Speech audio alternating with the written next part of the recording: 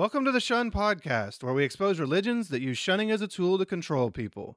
Some quick business before we get started. As you know by now, I offer one-on-one coaching to help people recover from life in these high control groups. I work to help people grieve the past, find themselves, and then find a life that they actually want, not just the one they were given. I'm actually offering something special, so if you want to work with me, now would be a good time. I'm actually offering pay what you want pricing. That's not something you see very often, but I want to work with more people. I want to try to help more people.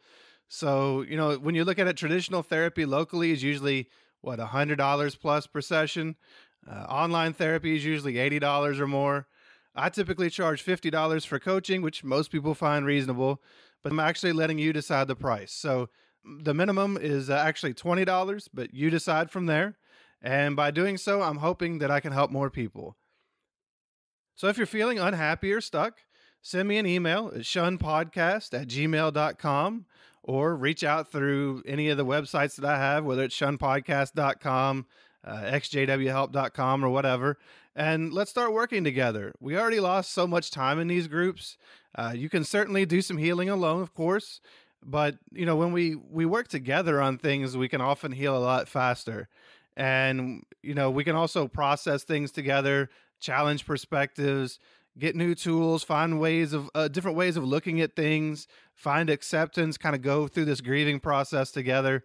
And in the end, more and more people have been reaching out for help, and seeing people that I work with actually start to find their voice, to make big changes in their lives, to be who they've wanted to be, or to just be proud of who they are.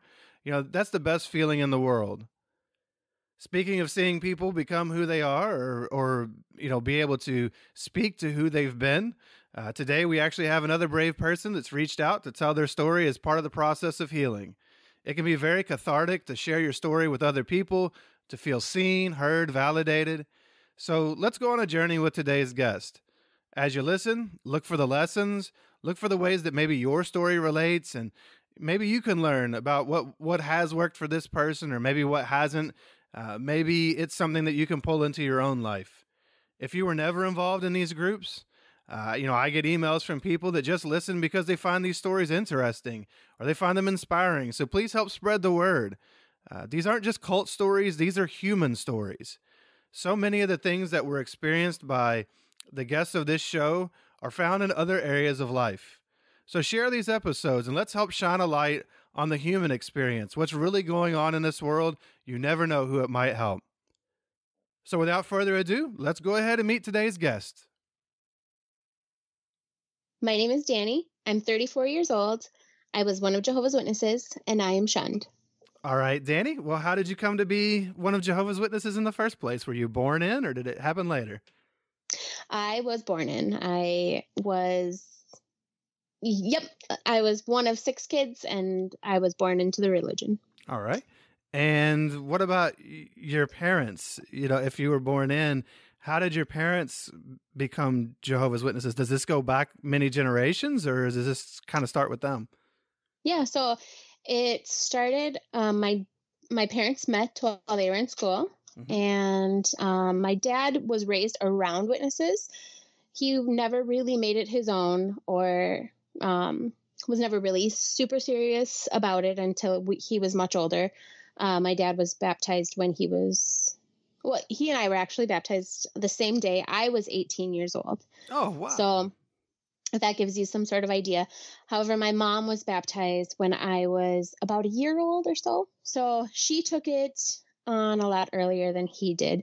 However, it was his family that introduced, that they were the ones kind of introduced to the religion. It was his great grandma, and then all her kids were in it, and then their kids. So it just kind of trickled from there. My mom was raised not in or around that kind of religion. Their family was Native American. I think they had very spiritual beliefs, and I don't think she ever had anything really structured. So when she met my dad, they had 2 kids before me, and they had been married after my oldest sister was born. But my mom sort of started studying, and then, really made it her own after I was born, and she was baptized. And yeah, she was kind of the one that really tried to carry our family. So Well, yeah, it she, sounds like it. Yeah. yeah, she pioneered when I was little. She took us to the meetings. My dad he didn't really go to many meetings. So I remember growing up, and it was mostly just my mom. My dad would come sometimes, but it was mostly just my mom kind of trying to give us something. So Yeah, it sounds like yeah. your dad was raised around it, and then even as Yeah. a parent was just kind of around it for a long time. Right. So that's interesting. I wonder what made him at that age when you were 18. I wonder what made him suddenly, take the plunge. So literally. Yeah. I can't really, I don't know exactly. I can tell what I believe it was. But if I am being honest, I think that it was mostly just it's kind of a pressure. It was kind of like you're on the fence. You kind of hear that term a lot. Yeah. You're on the fence. If you're not on Jehovah's side, you're on Satan's side. And so I think my dad was in his 40s. So I think by that point, I kind of feel like he was feeling a little more pressure. He was going to meetings more. He was more active. Service, not really as much, but meetings definitely. But I think he was really sort of kind of given that expression. Now, my dad didn't really know anything else. It's not like he was doing anything that he wasn't supposed to be doing at this time. So it was just sort of okay, make that jump. And so I feel like he was probably pressured as much as I, as an 18-year-old, felt pressured. So yeah, I mean, I had a lot of stuff kind of leading up to that, and the reason why I chose to get baptized. Yeah. But I think he was pressured as much as I was, and that's sort of my take on it. So yeah, it's interesting. I mean, there is a lot of pressure for sure around it. For sure, yeah, especially when you've been in it or around it for so long, and it's kind of assumed that you're just supposed to know that this is the truth, and so you have to take a stand, right? You're supposed to take a stand. So I think that's what he did. All right. Well, now growing up in it and around, in it, what was the worldview that the religion gave you as a kid when you were growing up?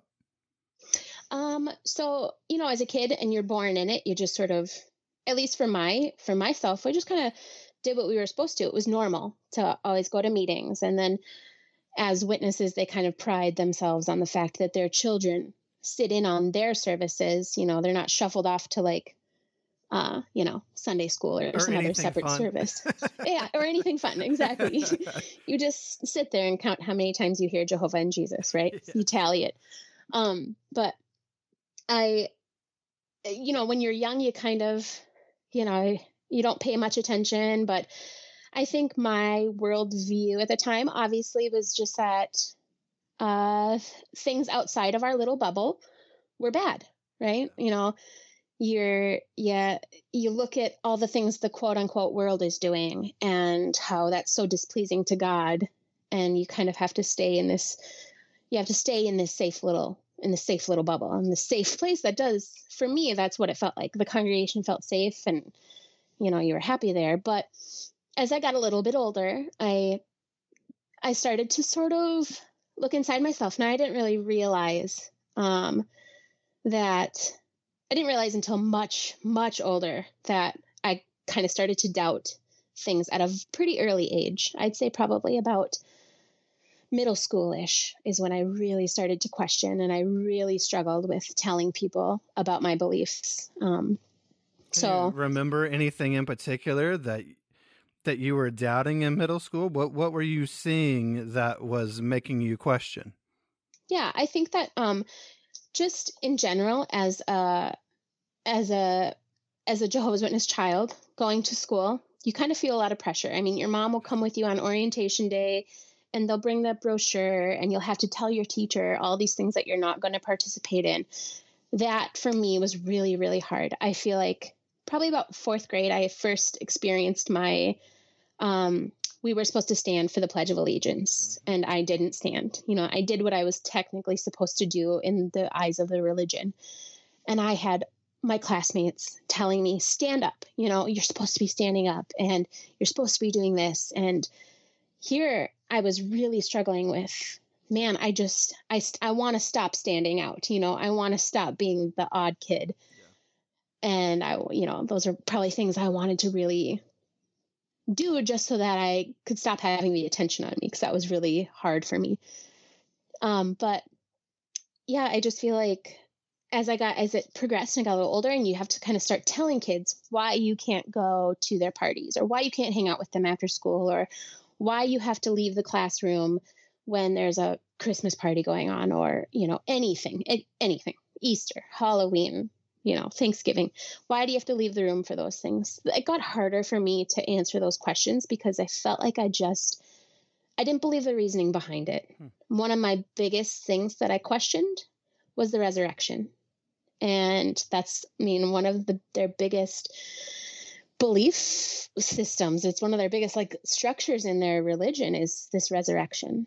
And that was something I really struggled about talking about because it didn't sit right with me. I didn't understand it. I didn't believe it was going to happen, even at a young age, like middle school age. So that to me just sort of, I think as time went on, I just started becoming more and more quiet about, trying to talk about those things. I tried to avoid them as much as possible, much like I'm sure any young questioning witness kid would do. So, oh yeah. You can't sell something you don't believe in. Exactly. That's exactly how I felt. I think I found myself more of the time kind of being like, I don't know, I don't really know, I would try to brush it off and stop the conversation as opposed to using it as a time to witness to my classmates. Cause I didn't believe it. And I didn't want to try to understand it. And this actually carried through until my adult years. And even before I was baptized, it was just something that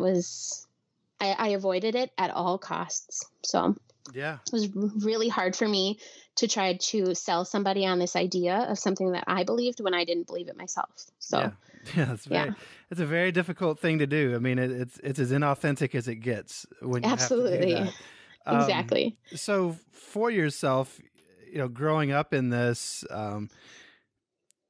it sounds like you didn't really believe it. So were you all the family that, your mom was a pioneer. So were you pushed to, do a lot of family study and go out in field service a lot? Were you around the congregation a lot? Or, how was that for you?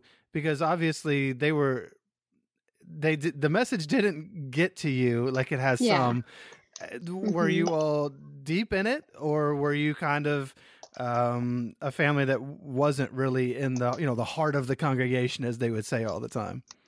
Yeah, no, our family was kind of, our family really struggled, especially with sort of fitting into the congregation that we went to for a really long time. We came from 6 kids. My parents worked full time. There wasn't we didn't go out and service a lot. Family study was never really a huge thing. We just sort of, we just kind of went through as little emotions as possible. We went to the meetings. My mom really made sure that we got to meetings. And that was pretty much the most that we really got into it, especially when we were younger. My mom did pioneer. It was when I was little. It was before I was in school. Okay. And she would bring me out with her. I remember going out pioneering, sitting in the back of the station wagon, getting car sick and, just having to do it, and it was fine because there was another sister in the congregation that had a son that was the same age as me. And so he was like my little best friend. And we just, you don't think much of it when you have a distraction, but, she didn't pioneer for very long. My mom had to work. She worked full time. Both of my parents did. And so that sort of, especially after more kids came in our family, it was just sort of, my mom, they worked. We got to as many meetings as possible. And then beyond that, we would have people in the congregation that would maybe pick us up for service sometimes, or pick us up for meetings if my parents couldn't get to it. But truly, we just sort of got by, Yeah. It wasn't anything really structured. We didn't have to study for every single meeting. We didn't have to go out in service every week. It wasn't anything like that. So I am thankful for that, because I know that some of my friends experienced different things, and I can't imagine what that would have been like. So I'll raise my own hand there. Yes, exactly. So now I have to ask the most important question here. When you were riding around in a station wagon getting car sick, was it one of those station wagons that had the seat that folded up in the back that made you look out the back of the car? Oh, yeah. Facing out the back. One too. You're sitting back there breathing in exhaust and looking out the back. I used to get so car sick. And I think what was the worst for me is that I felt like a puppy dog having to be let out of the back. Like, you have to wait till everybody else exits the vehicle and then somebody can let you out. And that was just so terrible to me. And I mean, maybe as a little kid, it was fine, but my family actually had a station wagon, like, as our family car. Oh, we did too. And that was the worst part for me. I just felt it was so degrading as a child to have to be let out of the back of the car. So I hate station wagons. I do too. Yes. But yes. Like, continuous car sickness. Absolutely. Facing backwards, riding in the car. I could never do it as an adult. It just makes me sick even thinking about it. So I just lost any future sponsorship with station wagon manufacturers. Yeah, exactly. Shoot. Do they even make those anymore? I don't know. Well, you got crossover vehicles and stuff now. Oh, sure. But, I'm not really sure there's any real good wagons anymore. I'm not sure there ever were any good wagons, but yeah. And if you see one now, it's like it's like a mythical creature now. It's like, oh my gosh, look at that. It's a unicorn. Exactly. So what about at school? Did you find any? Did you find friends there, or did you fit in there, or were you always kind of feeling outcast because you were a witness? Oh gosh, no. I feel like I really felt like an outcast. There was one, I can truly remember, like, one girl that kind of lived in my neighborhood, and I was able to go to her house to work on a school project. But really, there were two that they lived fairly close. So you could kind of justify it by, like, playing with kids in the neighborhood. Like, I could bike to their house. But really I didn't go to any school dances. I did not go to anybody's house for, like, anything.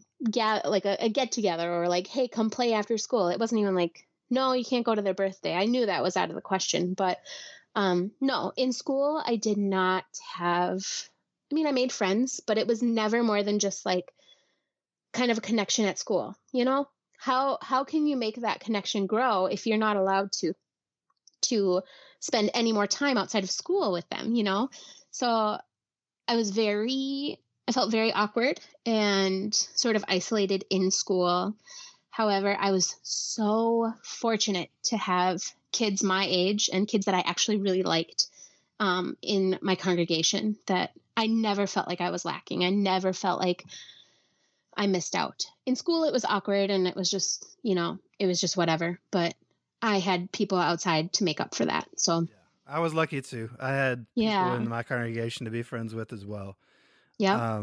Did you, in the congregation, well, it sounds like you weren't going out in service a whole lot. So you're pretty much going to meetings, but it sounded like you did have some friends there that, it's fun when you get to see them at the meeting and then you get to go hang out with them sometimes too. Right.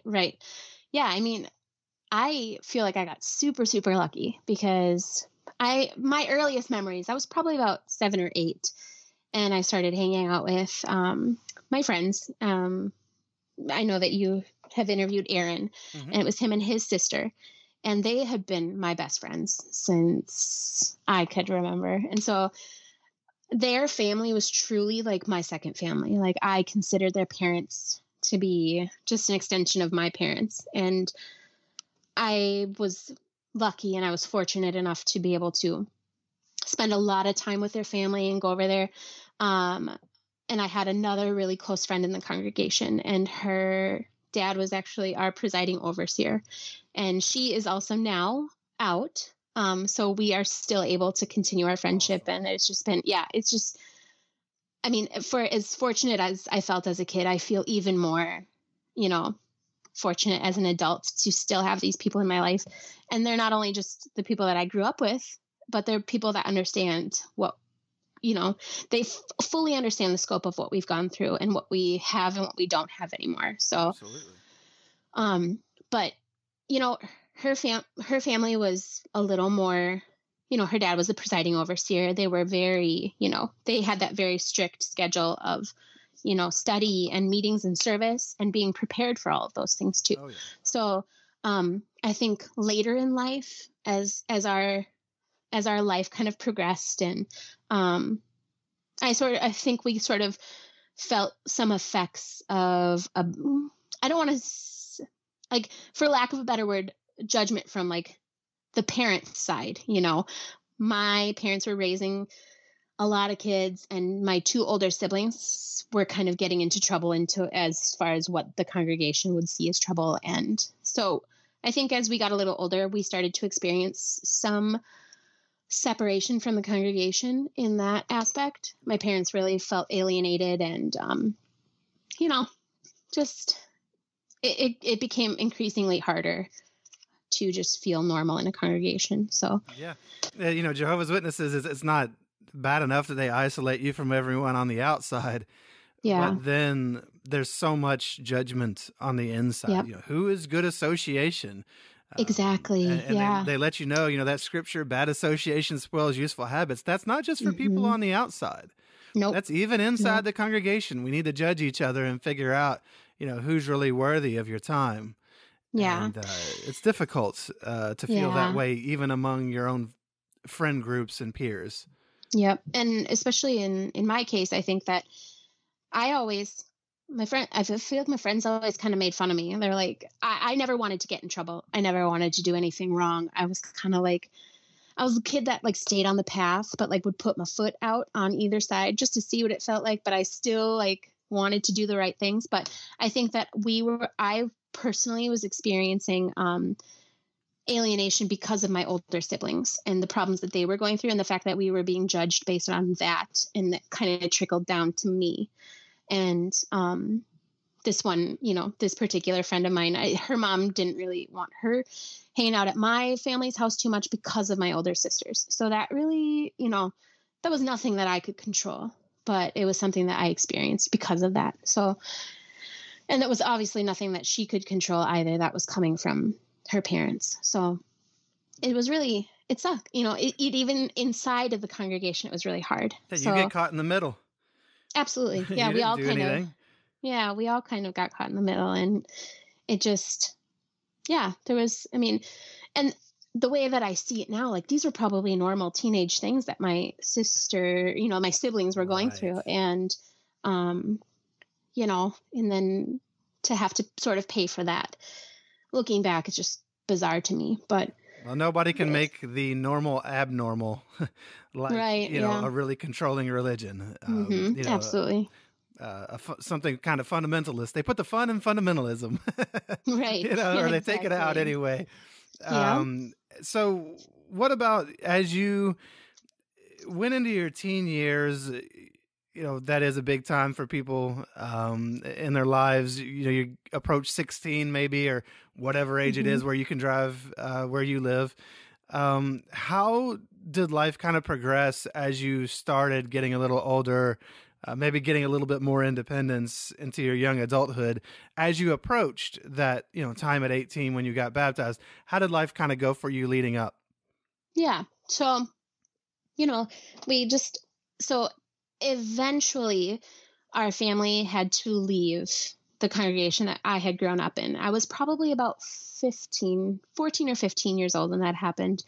And that kind of stemmed from a falling out in our friend group in the congregation. And it just, I think it also was just pressure from everything that was going on within our own families that caused some of us in our friend group to fight. And not to mention the fact that we were like 14, 15 years old, and we fought about stupid things like who liked what boy, just ridiculous things. But my family ended up feeling that it was necessary for us to leave that congregation.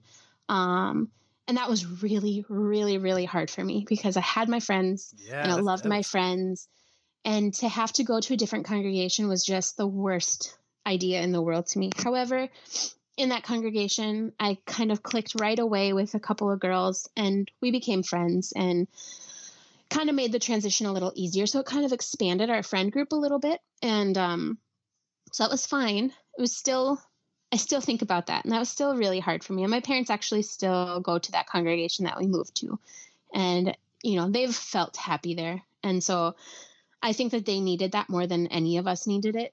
The congregation that I grew up in, I know we're not the only family that really struggled in that congregation. That congregation was very cliquey. That congregation was very judgmental and gossipy. And that most are. Absolutely most are. But I had, even in the second congregation that I attended, I just never really experienced anything quite like that first one. Yeah. So it was probably a good thing for us to get out of there, but still really, it was devastating to me, if I'm going to be totally honest. Oh, yeah, I can only imagine. Yeah. I mean, I was a young teenager, and that was just the worst thing in the world. And, we made do, but I think that I mentally sort of escaped from all of that at that point. And then it was just sort of like, okay, what connections can I make now? It wasn't necessarily about the teachings or how much better we were going to grow spiritually in this congregation. It was just, what do I have to do?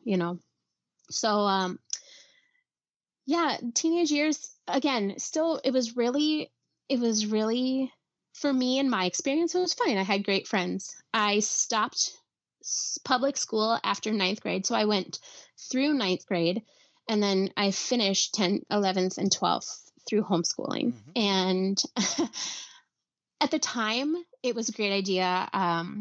For me, we had kind of a situation in our family where we were sort of preparing or expecting or planning to take on a baby. So my mom was considering sort of adopting or, fostering a child. And I was at an age where I was going to help. I was going to help so that my mom could continue to work, my dad could continue to work, and that we could take care of this child. Oh, wow. It was, yeah. That's not, you all get the kid and then you have to raise it kind of. Well, yeah. Well, I mean, that's tough. And I have younger siblings. So there's a gap. So there's, let's see, I am 34. The next sibling after me is 5 years younger than me. And then there's 2 more after that. So there was already kind of a little bit of a gap. And as I got older, I sort of took on that responsibility of getting the kids up and off to school. And if you ever talk to them, they would probably tell you horror stories. And some of them I believe are not true. Some of them I could probably take responsibility for. But I was a teenager and kind of thrown with a lot of responsibility on my plate. Both of my older siblings had at that point left the house, and they kind of left the house in kind of traumatic ways, I guess you could say. And it was just sort of, it all felt like it fell on my plate. And so, can I ask, were they traumatic ways that led to you having to shun them? Yes, absolutely. So you were stuck in a position where, as a teenager, not only are you kind of having to raise in ways your younger siblings, but you just lost your older siblings to shunning. Yep. Yeah. Wow. So that's tough. It was very tough. So of the 6 kids in my family, there's only 2 of us that were ever baptized. Thank goodness.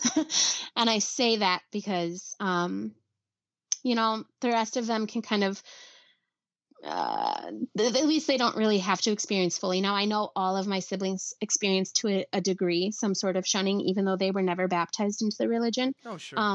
Me and my oldest sister were the only 2 that were baptized. And so for me, my oldest sister is no longer here, but for me, I've accepted that role. I've accepted all of the things that come with it. I'm okay with it right now.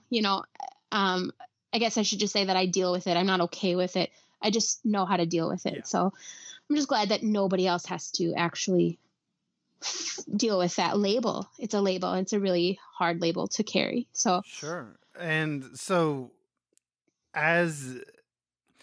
it's always interesting to me, something I'm always curious about. So your two older siblings leave, one of them at least has to be officially shunned, and the other, it sounds like, was at least unofficially to Yeah. some degree. Mm-hmm. Does anyone ever talk to you and like try to help you deal with that? No, I've never actually, I don't actually think I've ever dealt with that. But I mean, I'm saying, like, even at the time, like, No. do your parents sit you down and say, sweetie, here's what happened, and I know it's hard, and make you feel seen and felt and heard, or the elders, do they step in and say, hey, we're worried about you, and we know this is hard, we're going to help you, or are you ever given the opportunity to see a counselor or a therapist or something? Yeah, there's no help. No, not at all. It's It's a just complete sort of emotional desert. Yeah. And that is probably because it was so traumatic, I think, for all of us. And I think the way that life just happens fast. And you don't always have time to stop and think and try to process those things. But as far as elders go, no. I mean, we had shepherding calls, we had elders come and visit. And it was always at the times that you're obviously you're essentially screaming for help, as a family. You're going through something that is so unnatural, Yes.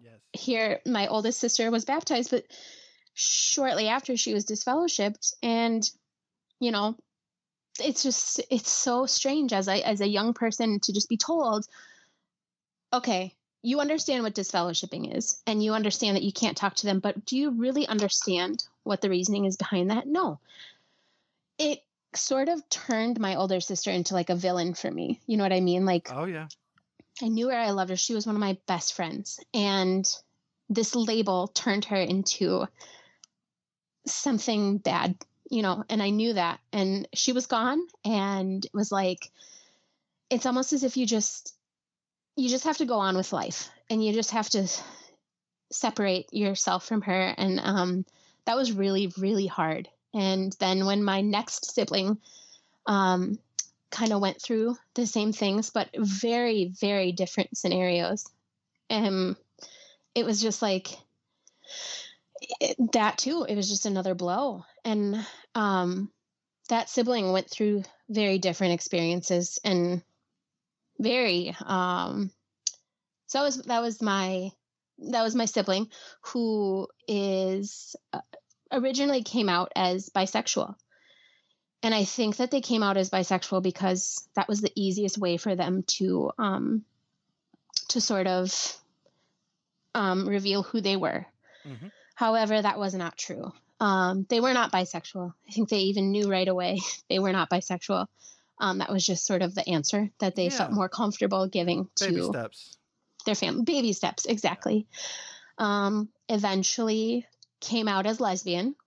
And again, this was probably 15, 16 years ago. I could be wrong on the timing, but, and that kind of thing is just absolutely not supported at all in that religion. No, not at all. It is viewed as, these are terms that I have heard firsthand. And they are disgusting and depraved. And those were actual words spoken to me about that quote unquote lifestyle. Oh, yeah. Now, of the 6 kids in my family, we have 3 confirmed gay, or homosexual people, or people on what I like to call the rainbow spectrum. It's just, and when you take a step back and you look at that, and to know that this is so not accepted, that just adds a whole nother layer of everything to everything. Absolutely. So that sibling went through their thing, but eventually, and I'm so proud of them. And I know how hard this was back then. I know how hard it continues to be just in society, but that sibling eventually came out and spoke their truth, and they are transgender. And it clicked. It was the one thing that actually made sense to me when I looked back on our lives growing up. it was just the thing that it was finally like, okay, yeah, you know, I'm I really get it. happy for them. Shouldn't everybody get to be who they are? Absolutely. You I know, mean, you can't, as one of Jehovah's Witnesses, be who you are, but mhm. outside of that, you should be able to be who you are. Yeah. Yep. And, you know, unfortunately, it's not that, you know, even with the way things are, they're Oh not yeah. always able to just freely like say that, but they live their life that way. And he is married and he's got a great job.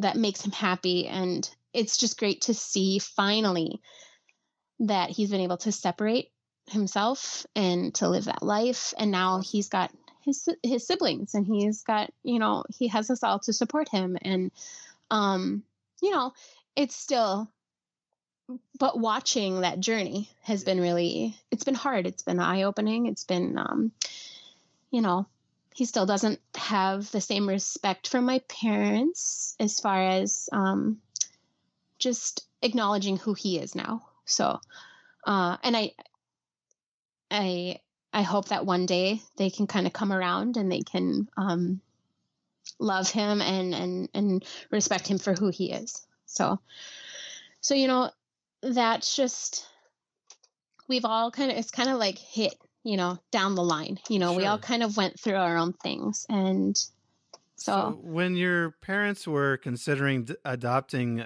another child, was that around the same time that you lost your other two siblings? yeah. So Wow.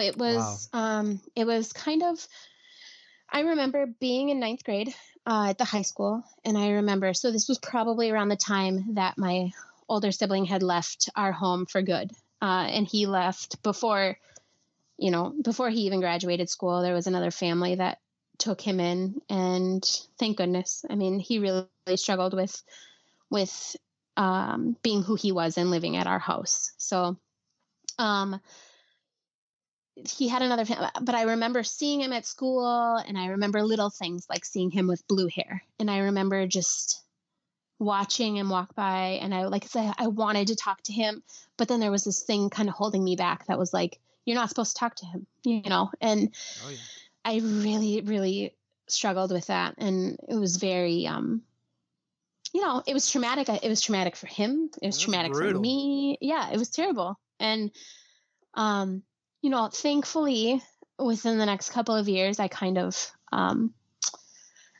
you know, I went with what I felt inside. And it's so funny. I used to hide the fact that I was talking to him on the phone. I would, you know, how you used to like, you could dial a number and or hit a button and it would redial the last number that you called. So I would just, I'd watch, I'd be talking to him on the phone, and then I'd see one of my parents drive into the driveway, and I'd be like, I gotta go. And you hang up the phone, and then you quickly like dial another number and hang up again, so that it You were sort just of calling to check resets the it. weather.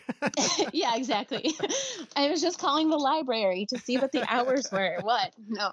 But you know, it's just it even thinking back to that, being afraid to talk to my own sibling on the phone and being afraid of consequences that could come of that were um you know, that was just my life at that time. I kind of, you adapt and you realize that, okay, this is what I have to do now. If I have to call a number to hide the fact that I was talking to my sibling, that's what I'm going to do, because I'm going to talk to him.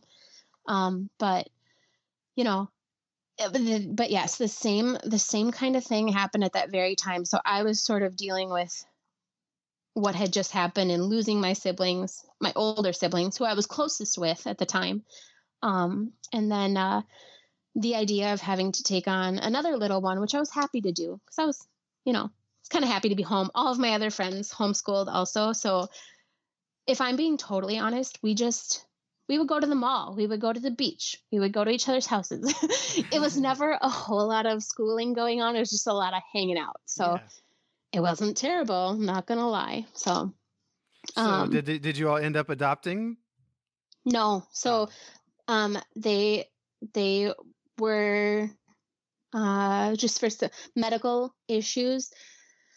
They had more than I think what my parents were able to give them. So um uh it was my mom's sister had a baby, and they were born with fetal alcohol syndrome. And it was just, I think, more than I think what my parents were able to give at the time. And so in all of that process of me enrolling into a homeschooling program, kind of talking about and getting ready for this, and then it not happening, I just continued to homeschool just because I was already doing it. So, but we did not end up taking on that child, and she was adopted by another family. And from what I know, she's great.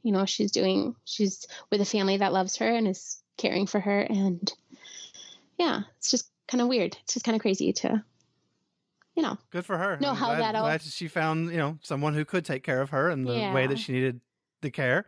So what happened, from there with you, being homeschooled, you've got your friends and everything. That sounds actually pretty idyllic as a teenager. Oh yeah. That's pretty awesome. So how did it go from there? Yeah. So yeah, as things, we kind of went through our teenage life and hanging out. Like I said, we kind of expanded our friend group a little. I kind of introduced my friend from my old hall to my new hall, and we all became pretty close. And then you kind of get to this age where you're dating or thinking about dating, because if I am being honest and sharing my experience, that's one of the things that I think is the most flawed in that whole scenario, is taking these really young people and suppressing these really natural things, and you're pushing them down and you're telling them that this is wrong. And then, and then it sort of shoves them into early marriages because they don't want to, engage in fornication, which would be, one of the disfellowshipping sins, which is also terrible. But then it shoves them into these early marriages that they just are not prepared for. And they don't usually work out very well. But I kind of found myself on that path of, just dating. And that's kind of like, that's kind of where I feel like my story really takes a big old dive. So, can we, should we really call it dating? Isn't it courting? Well, technically, yes. I'm teasing. Because of their dumb words. Yeah. We'll tighten our bonnets and fluff our big giant skirts, and we'll call it courting, because that's technically. And we will do that in the presence, of course, of a chaperone. Of a chaperone. Exactly. Nothing unchaperoned. Because there is no better way. It's been proven. There's no better way than to get to know another human being than by having a third party around. Exactly. By having watching somebody your watch every you, move. and then throwing out the "let's see some sunshine between you two," comments. Sure I'm pretty sure this is science driven. Oh, absolutely, absolutely. And this is the thing. This is the thing I truly believe. Like I mentioned earlier, I was kind of a straight and narrow kid. Like, I did not like to get in trouble. I was always afraid of getting in trouble. Now I found that as I started to get a little older, and now we kind of blew through courting, right? We didn't, whatever. We just kind of went to this dating, and we found our ways around everything. We would pretend that we drove separately to this restaurant, but when in fact one of us would park our car and then the other one would drive, and we would go to a farther away restaurant so that it was less likely that anybody would run into us or recognize us. And my point is you're kind of, I was sort of taught to just find ways around actually doing what was right. You know what I mean? Because you're naturally driven to want to spend time with somebody one-on-one time so that you can be genuine and be yourselves and get to know each other. And you're not allowed to actually do that. So we found our ways around it. That was for sure. But, I don't know. I met my ex-husband. I was 18 years old. I had kind of done these little babysitting jobs up until then. And then I started my first real job at a local restaurant. And I remember it kind of correlated with the time around I started dating him. And I was 18 years old and he was 26. And I don't know. I was a very, I was I feel like this is important to my story. I was a very self-conscious kid. I always have been. I've always struggled with the way that my appearance is. That's come from criticism that I've faced. And so here I'm looking at this situation that I've now found myself in with this older person who was very handsome. I mean, people that I used to babysit for would come up to me and tell me how handsome he was. And it was like, I just remember feeling like, why does this person like me? You know, why does he like me? What's his interest in me? And I never quite understood it, but he was interested in me. And so I feel like that kind of hooked me, you know, it's just sort of, Oh, absolutely. It plays right into it. Yeah. It felt like I had finally done, you know, like I was finally worthy. That sounds so crazy, but that's so normal. Exactly. Yeah. Yeah. That's exactly how it felt for me. And so, yeah. For let me say, that's so normal for Jehovah's Witnesses. For Jehovah's Witnesses, yes, to exactly. have no self-esteem and to hope to get it from an external source. And absolutely. So attention from a member of the opposite sex in that light is going to definitely make you feel good. Yep, absolutely. Especially when you feel so down about yourself, you know, and so at this point I still was not baptized. I still had not made any real moves to get baptized. I mean, I was going to meetings, I was going out in service when I could, but baptism just was not on my radar. I think because I knew deep inside it just is kind of like that final step that I just wasn't ready to take. I didn't want to take it. And I was 18 years old. So now, you know, at 18 as a Jehovah's Witness, that's kind of like, now you're going to really start to feel pressure. I mean, oh yeah, you're going to start to feel, you're going to get those comments like what my dad got. My kids have both gotten these comments. Like, if you're on the fence, you're not on Jehovah's side, you're on Satan's side. And so you can't play for both teams, right? That's one that we always hear. Choose, can't sit on the fence. Exactly. So I kind of knew that something was coming with that, but this person that I was dating was kind of a distraction. So we started dating. He was baptized, and he came from a family of a presiding overseer dad, an elder brother, a sister who was married to a ministerial servant, elder, you know, and it just felt like he came from a pretty prominent in the religion family. And, you know, my family was the opposite. So my family kind of looked at him like, oh, he's going to be good. He's a good match for our daughter. And, you know, not much thought was given to anything. And I don't know, that beginning stages of sort of like dating him, everything moved very, very fast. Now, he was my first kiss. He was my first everything. And those are a lot of emotions, I think, to process just for a normal person. But when you're in a situation like the Witnesses, where you don't date casually, right? You date to find a marriage mate. It just felt very fast for me. It just kind of felt like this ball was rolling and there was no way for me to stop it. Oh yeah. So we got to this point where he and I had done things that obviously you're not supposed to do in that religion. So we had I don't know, it's such gross terminology to me because it's just so strange. And you know, we had committed fornication, and you know, so now it was not just the whole emotion of that, but it was also I felt like a weight on my shoulders now, constantly. It was every day waking up and feeling like you're displeasing God, and listening even more carefully at the meetings, because now you're listening for that word. You're listening for that word of fornication, and you're listening to what God thinks of that, and you're listening to what you should be doing and how you should go to the elders. And it's just like all of that stuff really built up. But still, I'm in the midst of this relationship that's just sort of, you know, it's moving faster than I even wanted it to. And then on top of that, we are told that we can no longer date because I'm not baptized, but he is. He was baptized. So You were told that by whom? We were told that by elders, with also the guidance of our parents. So it was like a huge thing. We had to quote unquote break up until I was baptized. Now here I am in this position where I have done something that I'm feeling really, really guilty about.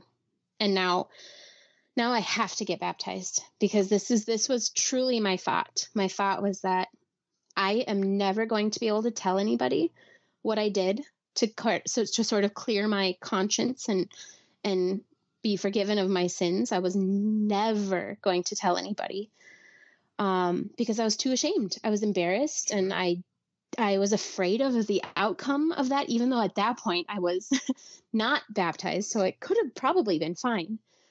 But then I was also here where I was like, this guy really likes me, and we were in love, and I don't want that to end. So I did the things, and I went through the steps, and I remember sitting at my kitchen table with the elder, going through that book and answering those questions for baptism. And I just feel like that was a really crucial time for me, where I was like, it kind of catapulted me into this feeling of where I was stuck. Yeah. You're stuck between, this relationship with this guy you like. You're stuck because Jehovah knows what you did. But so it's like almost like you're in debt to him now. I mean, we start from that with original sin, but it's like you're even more in debt to him now. And if you don't get baptized, it's almost like baptism is going to make this all right. Somehow. Right. Yeah. It's exactly. gonna wash your conscience clean, and now you can also date this person that you care about. Right. And that is exactly what I was hoping for that to do. But it did not happen that way. So I did my questions. I got baptized. I remember, I'm not even kidding. This sounds crazy, but I remember being so afraid because I knew I sat there in front of thousands of people at that convention, and I stood up and I answered those questions that you have to answer. And I knew that I was lying, and I knew that like the basis of my baptism was fake. And I was so I'm not kidding you. I wore black. I wore a black t-shirt. I wore black shorts, and I was so worried that the water was going to turn black when I stepped in it as like a sign, like, this girl's a fake. Don't let her get baptized. If only that had happened. But I know I sat there, and it was like supposed to be this really huge, proud moment because my dad was also getting baptized, and that was supposed to be really, really special. And I just remember feeling like such a failure, and I was a fake. And it's like you're your own worst enemy in that case. Like I tore myself down, and it was just bad. And I did it. I went through with it. The water stayed its nice chlorine-y blue. And That's so fitting. You wore black. I wore black. It's like you were going to your own funeral, really. I know. You really were setting yourself up for something that was bad. I was just ready for it. I was like, let's just get this over with. Wow. But I think that's the hardest part. I think that people don't really understand that pressure that you are sort of put under when it comes to baptism, and when it comes to being clean and being, pleasing to God. There's a lot of pressure, and there's so many variables of just life that happen where, it's, I don't know. It's just like, it was just, I was ready for it. I was ready for anything that was going to happen. So, but I got baptized, and then, our relationship could continue magically, now that I got Now you're dunked in. okay. Now I was Now you're fine to good. date. Yeah, exactly. Well, Now good I'm an enough to date, but acceptable. not for much else. Good enough to Right, date. exactly. That's pretty much it. Yes. I can finally date somebody and get married, but I'm still just, I'm still just I don't know. I felt worse inside than I think I ever felt before. And it was really, it's scary because there was nobody you can talk to. There was nobody I could talk to. I couldn't talk to my parents. I couldn't talk to my friends. I could talk to him about it, but he didn't really care because he was just doing it right alongside me. And so it felt very, very lonely, very hard. And yeah, it was just crazy. It was crazy. But yes, now I could finally date him acceptably. And so we did, and we got engaged shortly after. And then, we started planning our wedding. And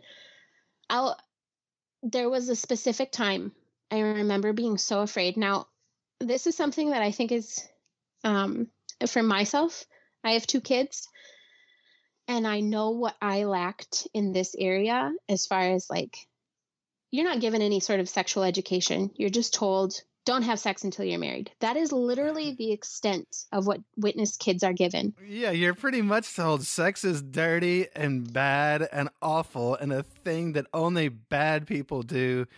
But get married and then it's magically okay instantly. Exactly. And then it's fine. Yeah. And then, but then even after that, there's still lots of rules, Oh, yes. Oh gosh. And so here I was so scared, and I didn't know. I didn't know what was like actually happening.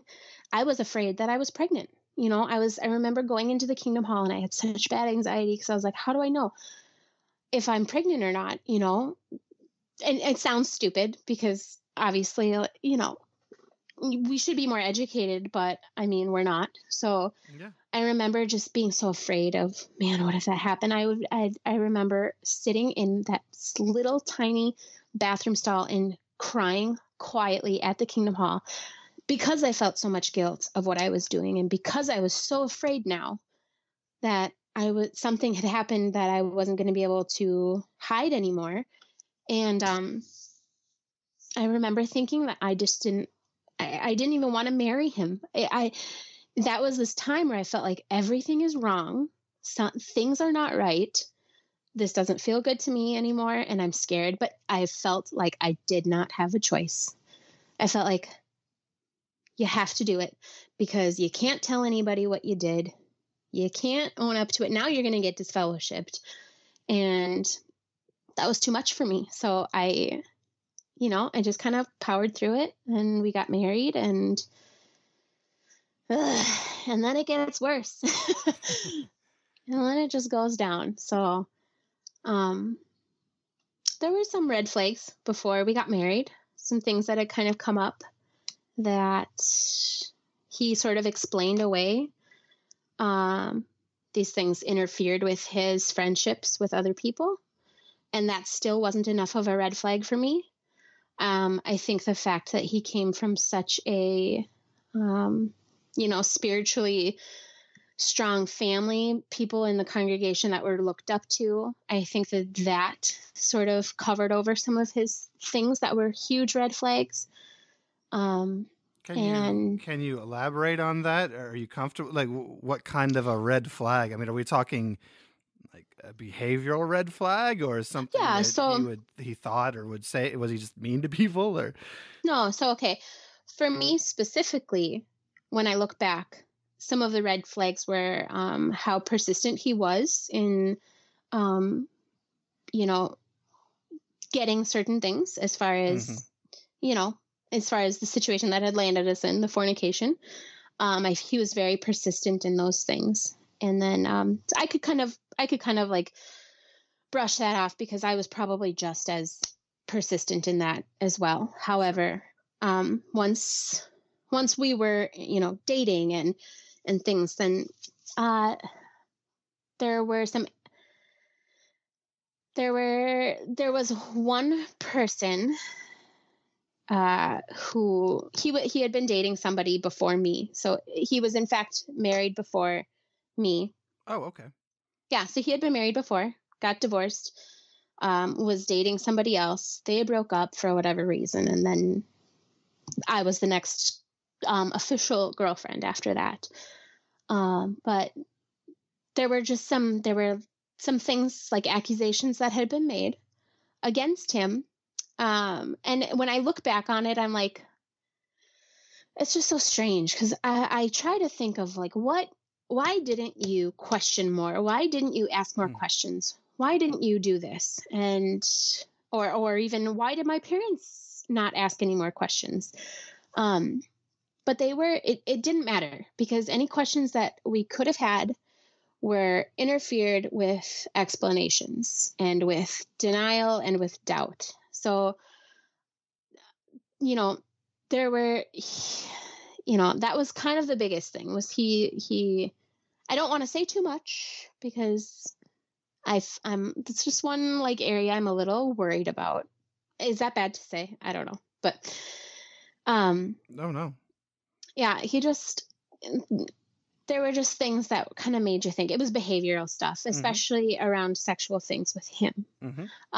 So we had gotten married, and shortly after we got married, he was pulled into elders meetings. The ex-girlfriend that was before me had come forward with the fact, and this is what I was told. It turned out not being true. There was more to the story, but I wasn't allowed to be in on the elders meetings because I'm a woman and he was the head of the household and he got to decide if I was in those meetings or not. So wait a minute. Wait a minute. You all weren't married yet, right? Well, this was after we were married. Oh, this was after you were married. Oh, okay. After we were married, the accusation, or not the accusation, but the admittance of this girl, she had come forward to her elders in her congregation.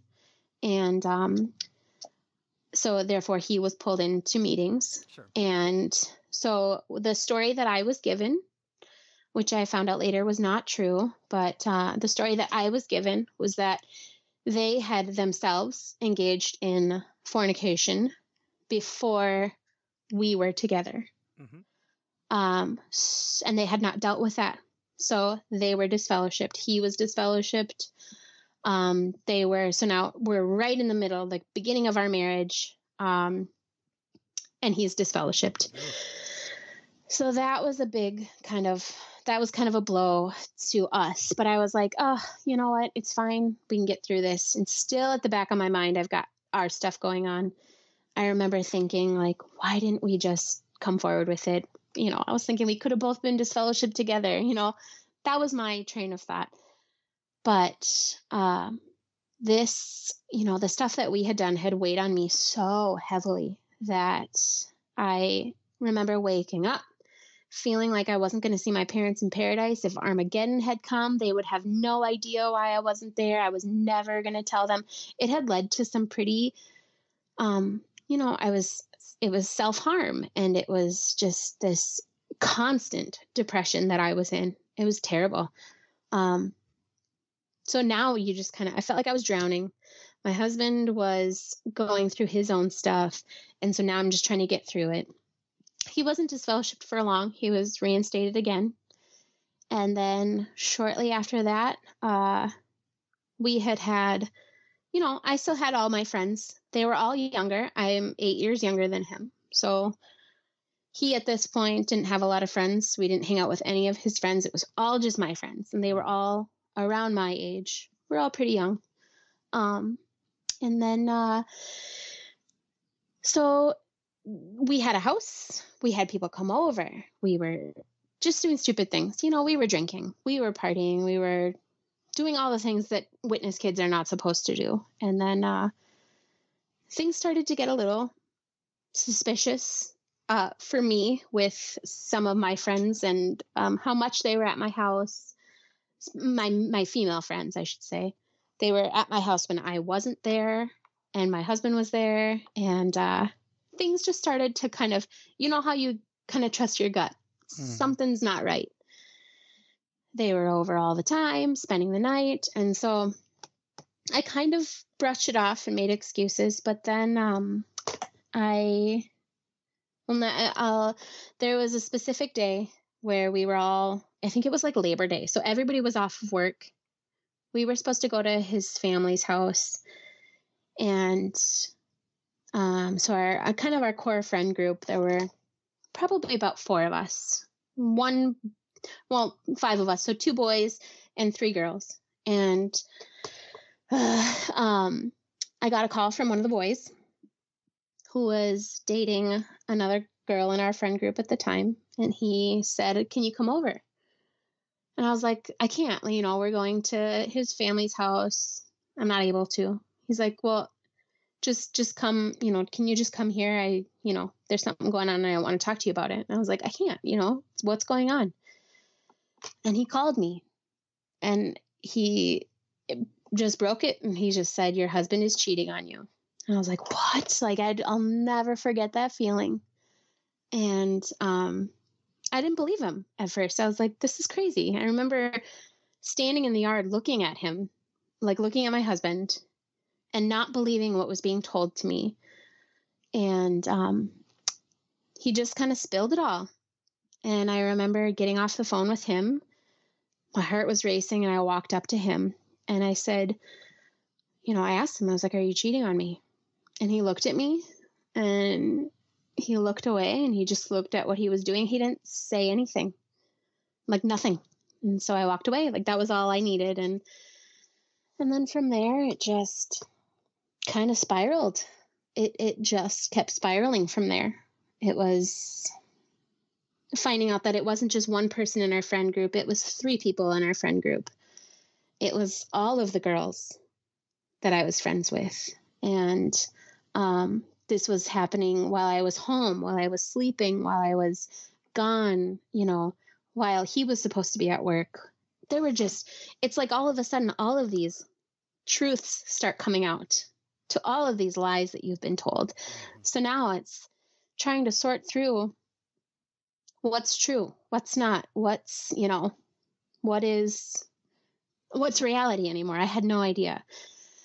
But the biggest part of all this was that one of the girls was underage. And that was just, I don't even think I still even really know how to process that. Like, I can say all the things, I can say all the words, I can say exactly how everything happened. But the fact that happened, at my house while I was home, it's so strange. I can't, like, how do you really process that? I don't know. Yeah, it's not, it's messed up. Yeah. I mean, not only she's underage, but also, he was considerably older than even you. So, yeah, exactly. That's not great. And at that point, let's see, I was probably about 19 years old. So there would have been, it would have been a 12-year gap from him and her. Yeah. So, and how everything from that unfolded, it was just crazy. I mean, the fathers in that situation were the ones who went to the police. It was not the elders in the congregation, even though the elders were informed right away. It was not them. And I think that's the part that really makes me upset, especially now, especially after knowing what that organization has done with cases just like this one, just like the one that I experienced firsthand with somebody that I was married to. And it wasn't the elders that took the responsibility. It was the fathers of these girls that were claiming things against him. Can I say kudos to the fathers for not absolutely leaving it in the elders' hands and for actually taking real steps instead of leaving it in the hands of the congregation elders. I mean, absolutely good for those guys for taking the right steps there. Yep. Because if they hadn't done that, I mean, this would have been just another thing that was swept under the rug. And because I will never forget too, I mean, the outrage that the authorities were even called. And I remember thinking, it felt weird, but when you grow up inside of that bubble, how everything is just dealt with within the congregation. So I remember I don't ever think it really hit me, like the severity of everything at that time. And so I'm sure you were in shock. absolutely. Yeah. It wasn't just that like I had just found out that my husband was cheating on me. I had just found out that it was, it was a situation with every single one of my friends, these people that I loved. Now I don't, there are, there are true victims in this situation. So I'm not blaming those people. There was another person who,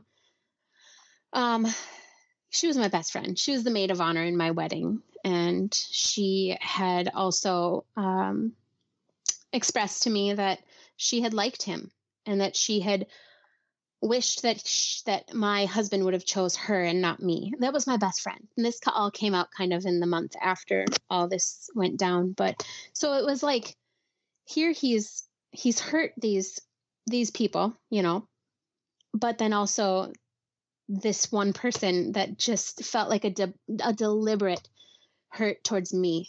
And it was a lot to process, but literally within that moment of my friend saying your husband is cheating on you, it is like my whole world changed.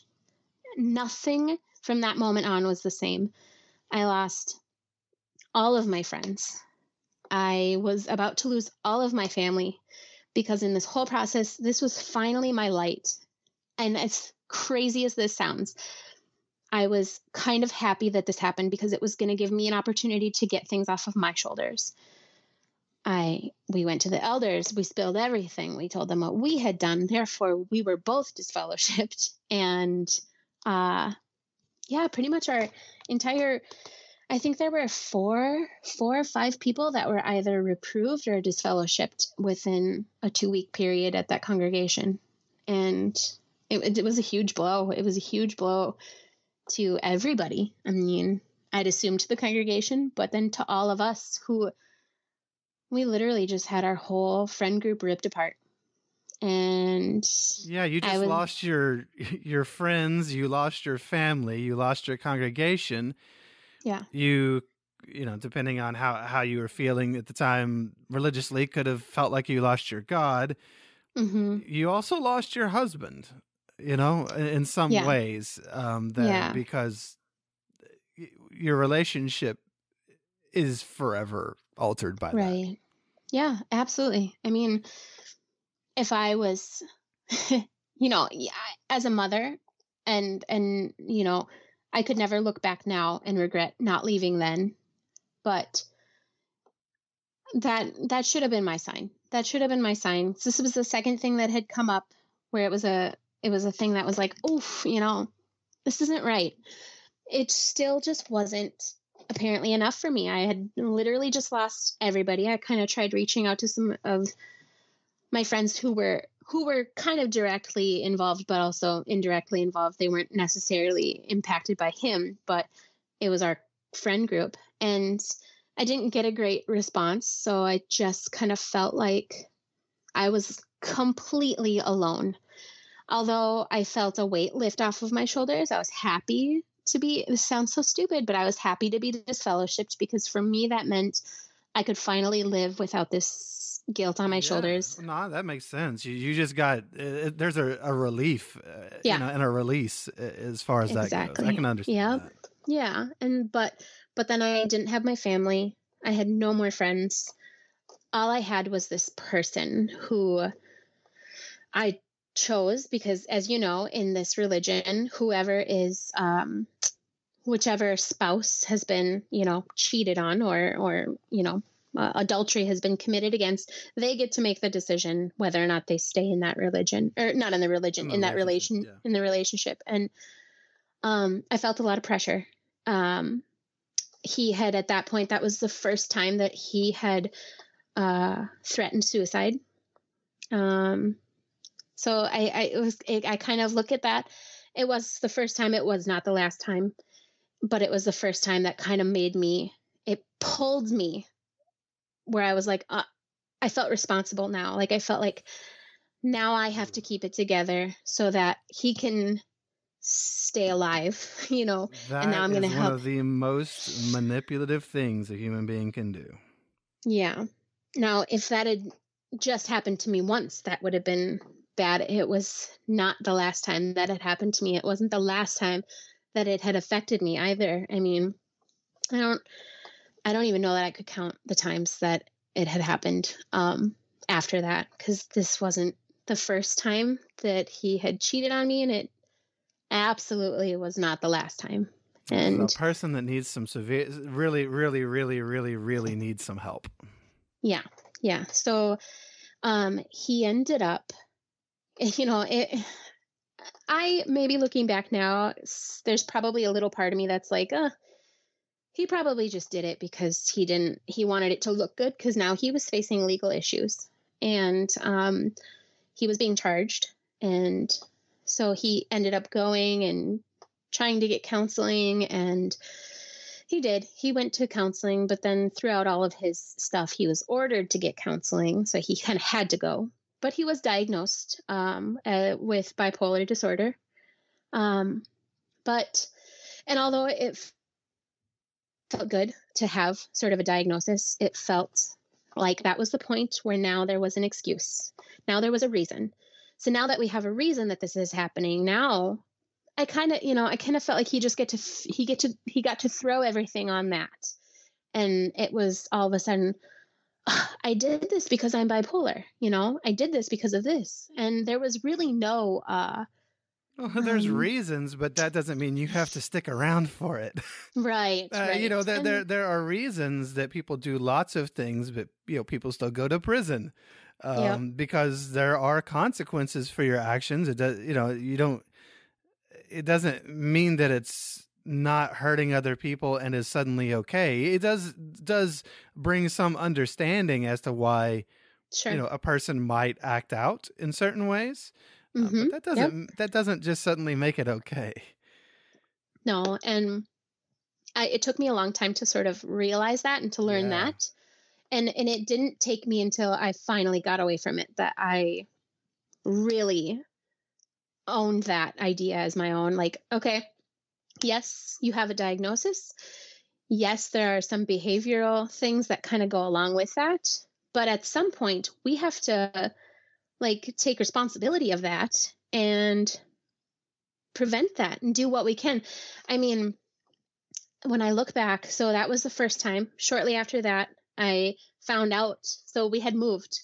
He lost his job. He worked for his brother for a small business, and with his disfellowshipping and everything that had gone on, it was decided that it wasn't good for him to continue working for that company. So he lost his job, and we had just built this beautiful house, and we had to move because it kind of felt like, or we didn't have to, but we did.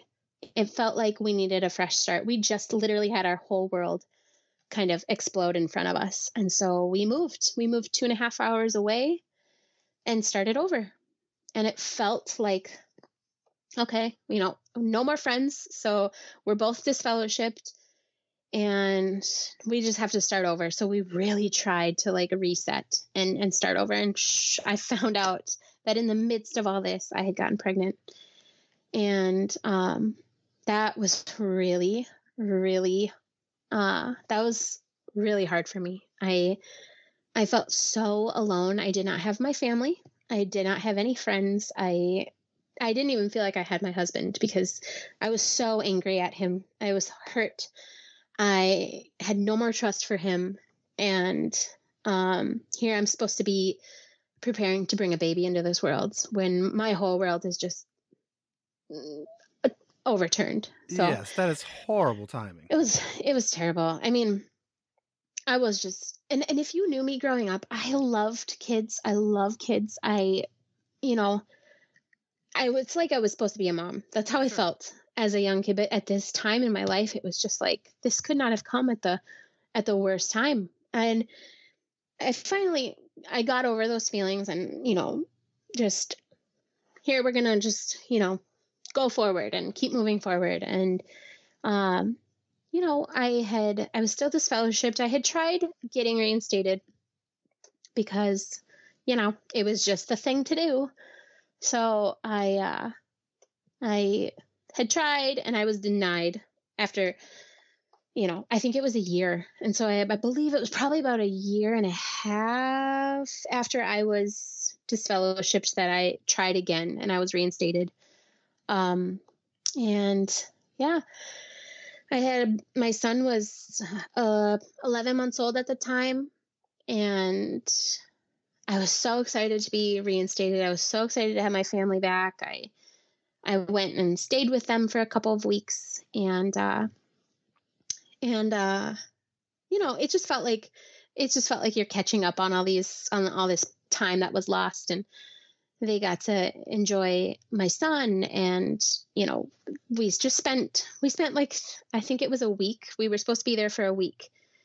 And my husband was like, oh, just, you can stay longer. I wasn't working at the time. He was working. And so I didn't have anything like that I needed to get back home to real quickly. So we stayed another week and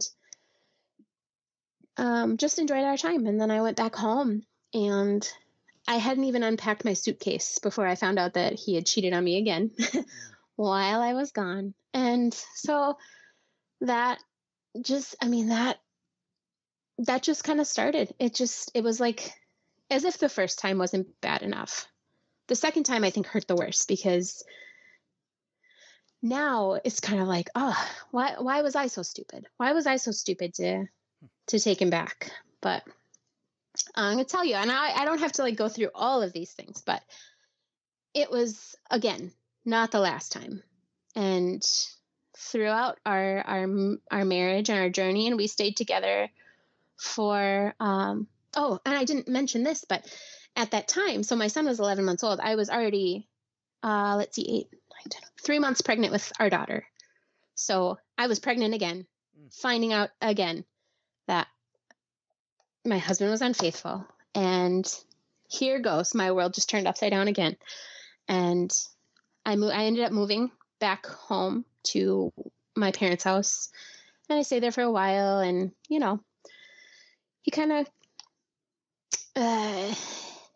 again, it's like the excuses. It's, I'm sick, and this is why this happened, and please give me another chance. And again, another suicide threat happened. And, now this time I'm pregnant and I have a baby, and, it's just all of these,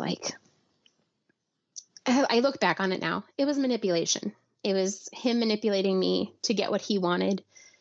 And that continued for another 4 years. And that was, that was just how, that was our life. That was how it went. I don't know. It's crazy to look back on, because it's like, why, what tools was I missing to say, no, that's enough. I don't deserve this. We were groomed our entire lives. Yeah. To not see ourselves, to not give any credence to our own thoughts and feelings. We were living in a cult where, we were taught and groomed to do what other people wanted us to do. We were literally told to put the needs of others above ourselves.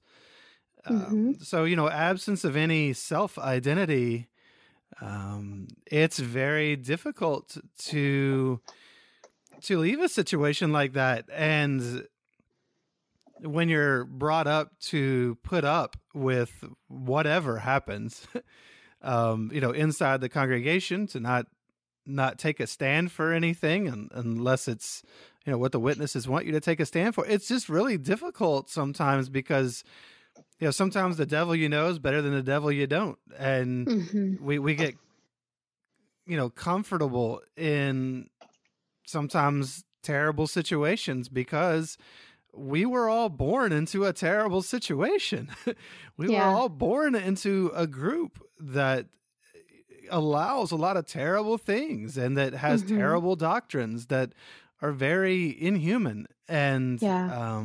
because of those things, it's just easy to get comfortable with that kind of environment and then to find ourselves in relationships that unfortunately mimic some of that abuse. Yeah. Yep. I mean, Exactly. I mean, manipulation, that's the tool of Jehovah's Witnesses. That's right. what we did. We went to people's doors and preyed upon their vulnerabilities and hoped that they had lost someone in Hmm. death that we could use against them to talk to them. So, Yep. you know, Absolutely. we were bred for that. Yeah. I mean, and and that is, I mean, it's so true because you literally hear that kind of thing. You have to kind of, you watch for those people's weak points. Yeah. You look and see, and then if they, you just kind of prey on what you perceive that they're feeling or what they are going through. And And you feel right in doing it the whole time. You think you're yeah, right in doing so. absolutely. And I truly can look back and when I sit there and I look at like that relationship as a whole, I can go back to before we even started dating, and I was a self-conscious, um, I had no self-esteem in myself, Sure. and I was weak and I was vulnerable, and therefore I think I was easy to, I was kind of easy to, I mean, I should just say it is what it is. I was easy to manipulate, Yeah. and And that's and it's kind of of no fault of your own. It's just, right. you Well, didn't know what you can't know what you can't know. You can't know right. how to be a strong individual Yeah. when you've been taught to be one of us, one of many, Mm-hmm. to fit in, to not make waves, to not confront anything. It's very difficult to know any better, to really be able to put those pieces together. Right. Yep.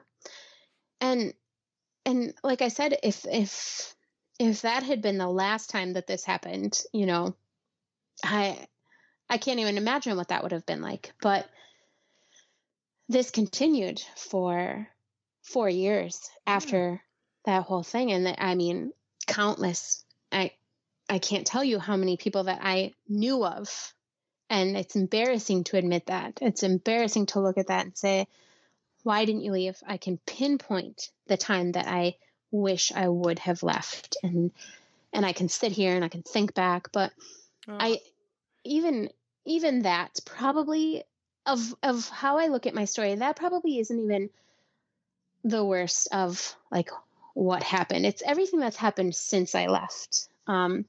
Even before I left, I have mentioned to you before, I had a I had a sister who she had been disfellowshipped for years, oh yeah, your and oldest then sister. yeah, and she came back, and it was, I mean, if this gives you any indication, I want to share this with you. When we were growing up, and this time where she was disfellowshipped, we never heard from her. I mean, she was out just living her life, doing her thing on her own. Um, my mom used to ask us to save a seat for her at the hall. I mean, I remember even as a teenager thinking, that is so crazy. Like, we haven't heard from her. She's not coming to the meeting tonight. Why would we save her a seat at the hall? But I think my mom was just desperate for her kid to come back, and she just hoped, and she held out that hope that my sister was going to show up at that Kingdom Hall and participate, and be there for that meeting. And That is so sad. I know What it was Jehovah's horrible. Witnesses do to people. Wow. I know. I mean, and that was, I mean, it was hard as a teenager to watch that, because I wanted to say, Mom, she's not coming. Like, Yeah. I'm not saving her a seat. She's not coming. We haven't heard from her. But you can't say that. I didn't want to hurt my mom because I knew that would hurt my mom. And but just that idea of I mean, if that kind of gives you any idea of how these people really hold on to their hope. That's all that they have, is this hope.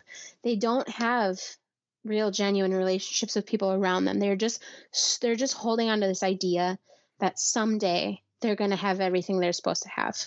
And it doesn't matter what happens around them. It doesn't matter that, you know, that they're hoping for this world around them to get destroyed. so that the end comes so that they can have their prize. And I just, that, I can never really wrap my head around that idea, but Well, but do you see that you were kind of doing that in your relationship? No matter what yeah. happened around you, you were holding out the Hmm. hope that it would someday change. Yes. And you know, I hope someday you can find, if you don't already have, some forgiveness for yourself there, because we all, how many of us saw things in the organization that we called bullshit on, but yet we stayed? Yeah. You know, Yeah. because it's not just, it's a fear of losing what you do have. It's that fear of the unknown. What is outside of this thing when it's all I've ever known? And that Hmm. fear can keep people tremendously stuck. Yeah. Um, it's terrifying. And Well, you know, so many people stay in the organization for years and years and years and years and years, knowing that it's not the truth. hmm, And it's a very human thing to do. We all get yeah, stuck in ways. exactly. And I like I had said, I mean, for me, it's taken me, I've been out for 6 years now, and it has taken me, and I am still working on it every single day. I feel like I make progress as the years go by, but you still, those things are just ingrained in you, and those feelings and those fear, it's fear. And, I think about my sister. So after okay, so let's see here. My daughter was about a year old when she was almost a year old when my sister passed away. But um, before that, my sister had gotten reinstated for a pretty short amount of time. I'd say for about a year now. She had been disfellowshipped for years. I'd say probably like 7 years she was gone. And then she was reinstated for a short amount of time. And this was at the same time that my ex-husband and I were going through another huge relationship thing. I had moved back in with my parents, my son. This was the time that I was pregnant. And um, my sister had also been living at my parents' house. And she was so angry at me for even considering going back with my ex-husband. Because, you know, I mean, if anybody knows, if they've ever been in a situation like this, they know, like, I could separate myself from him physically, but we still had the phone.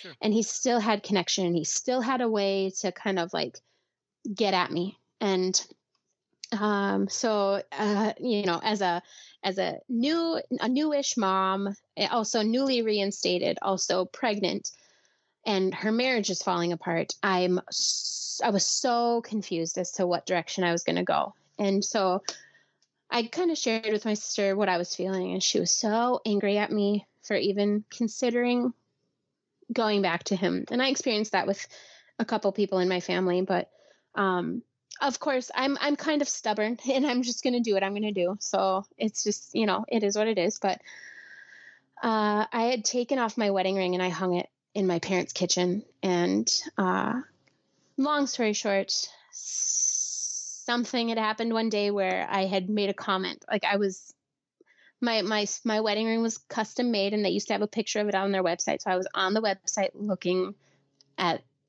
for that picture. And one of my sisters had come by, and she's like, "What are you doing?" I said, "I'm looking for my ring," meaning I was looking on the website for my ring. And she went into the kitchen where she knew my ring was hanging, and she comes around the corner and she's like, "Well, where is it?" And I was like, What do you mean?" She's like, "Well, where's your ring?" I said, "No, I kind of realized what she was saying. So I was like, "No, I'm just looking online for it." And she's like, "But it's gone." And I knew right then. I was like, "Oh gosh," it just sort of started this whole thing. And so we were looking for my wedding ring, and it had turned out that my sister had taken it, and she had pawned it. And she was, in the end, I got the ring back. But during this whole process, the elders had gotten involved, and her reasoning was that she was angry at me for for wanting to get back with him.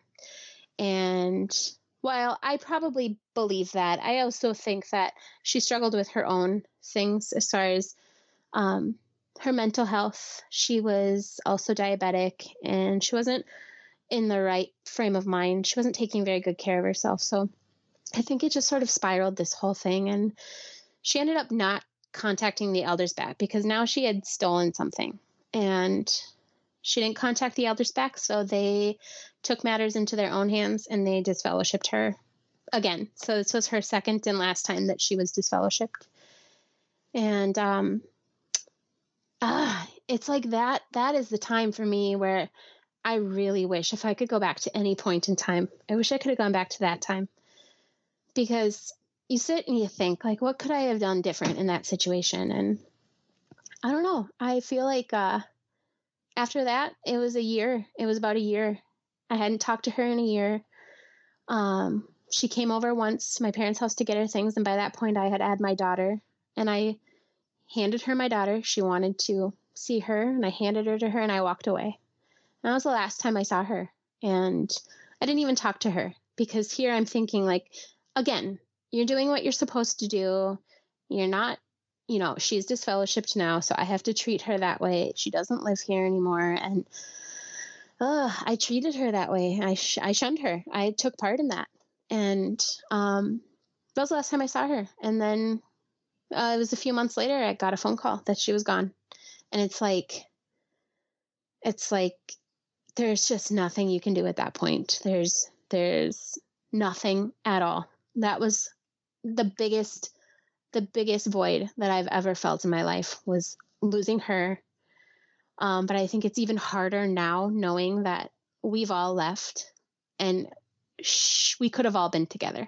She could have finally had family. She could have finally had that connection. She could have finally had people that supported her and loved her no matter what. But it all just kind of came too late. And then she was gone. And it's just, I will always hold guilt over my participation in shunning her. Well, I'll speak up again. Yeah. Just something that I say a lot, that I've thrown out many times. A definition of acceptance is that acceptance means letting go of the hope that it could have been any different.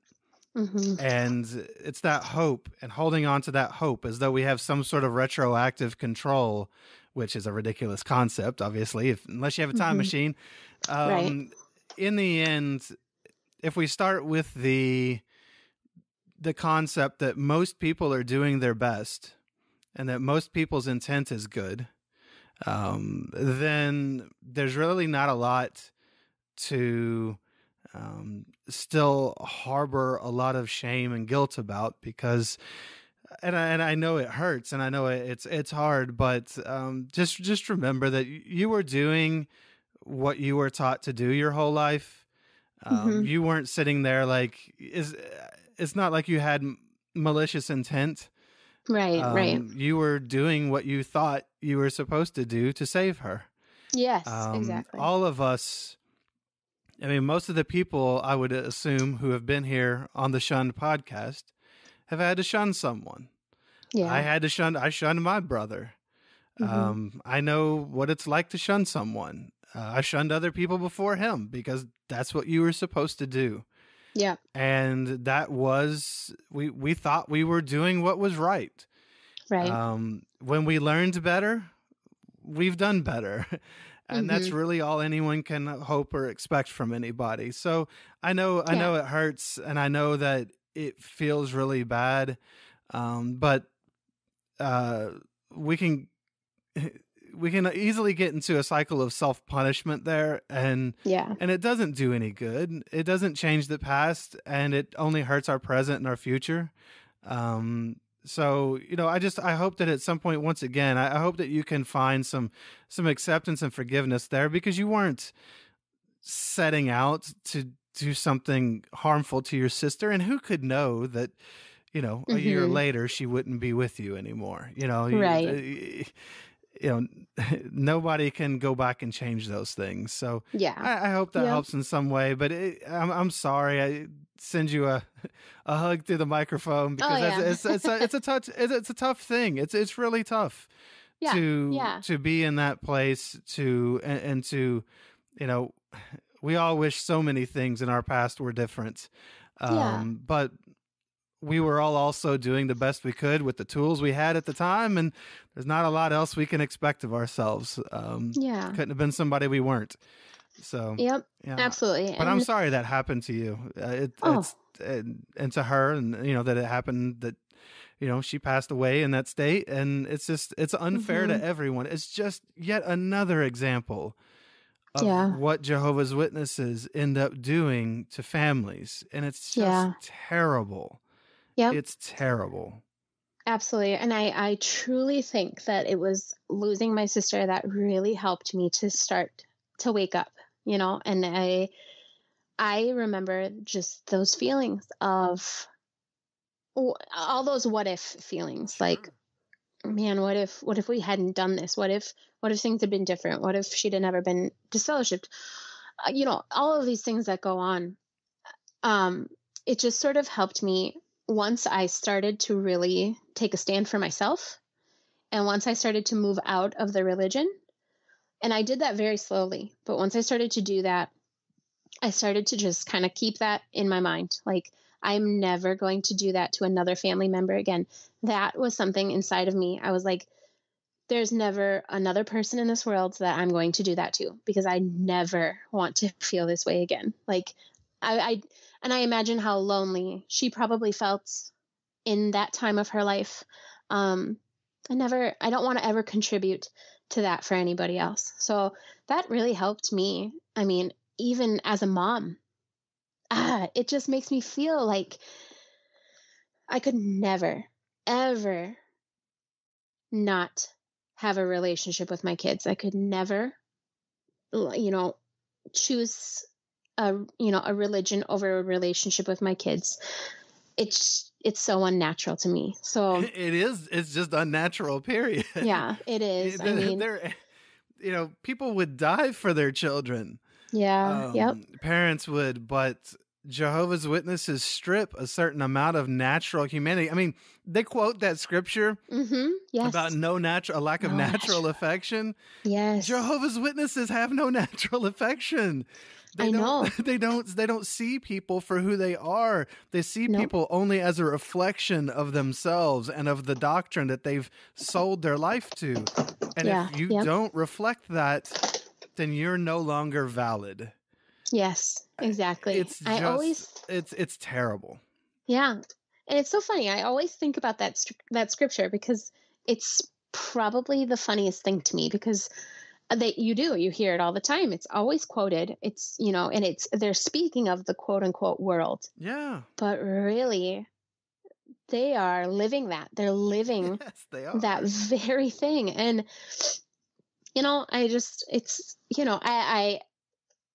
I'm sure that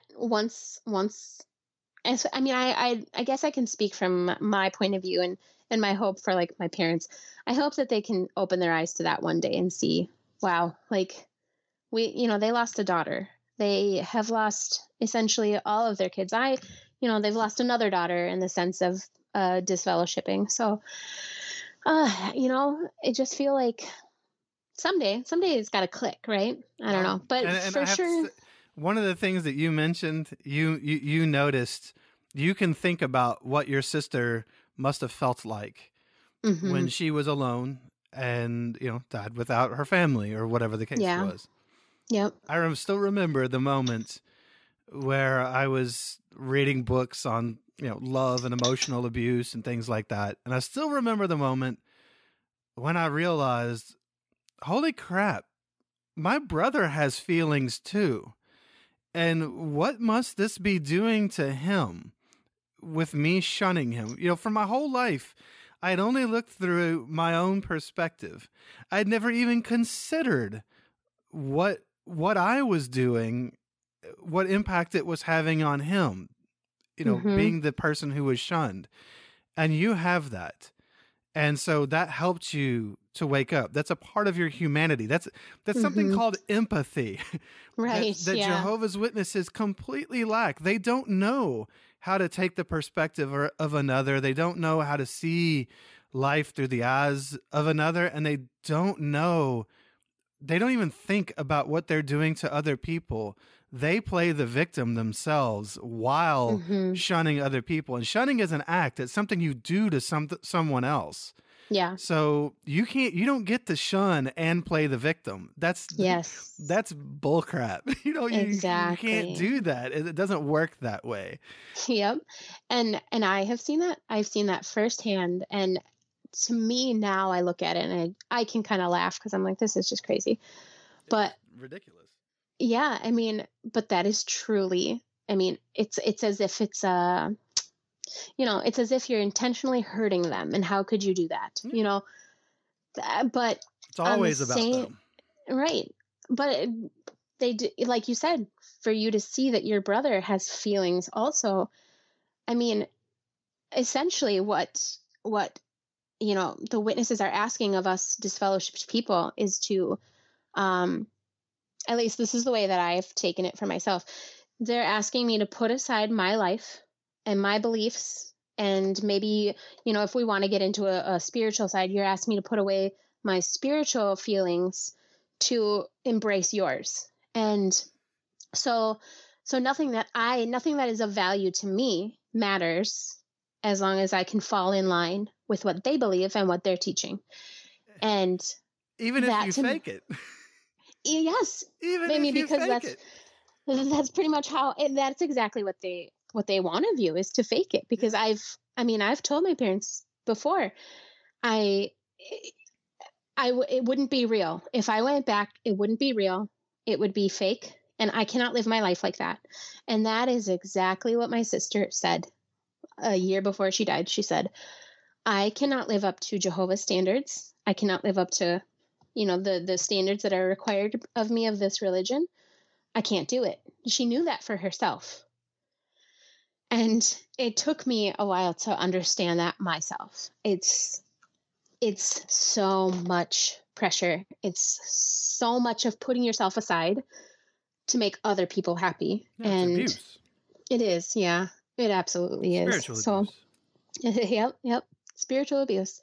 It's scary and it's gross. And it's like, I don't know. It's just, but it's so natural. It's so natural in that environment. And it's scary. And which is why it's great.